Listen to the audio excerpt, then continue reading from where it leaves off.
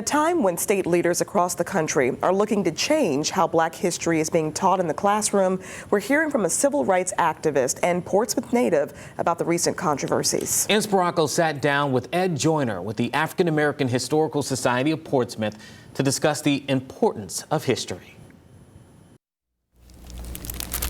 Not all of our history is beautiful. Sometimes the past can display ugly sides of humanity. Yeah. It's unfortunate.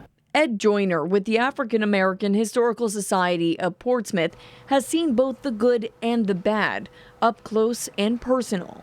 Well, it was very exciting times. I started quite young. Born in 1938, Joyner lived through multiple wars and conflicts, but the civil rights era is when he says he found his voice as a young man.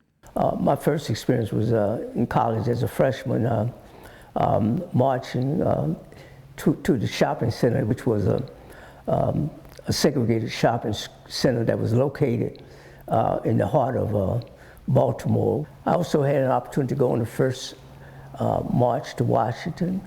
Even at age 20, when he got arrested for simply trying to buy a hamburger.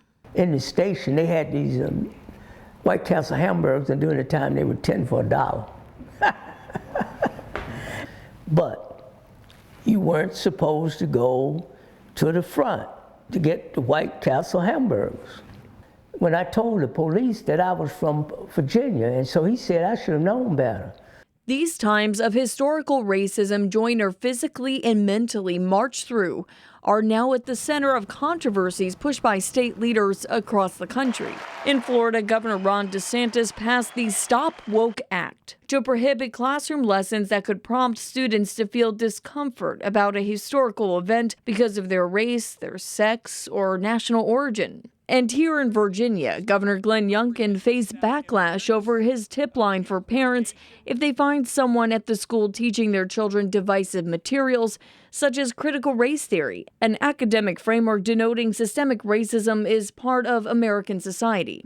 If it's part of the lesson plan, then, you teach it. It's a challenge Joyner says would prevent students from learning about the big picture of how racism played a role and still plays a role in America. Especially for the young people, because if they don't know where they came from, they're not going to know where they're going.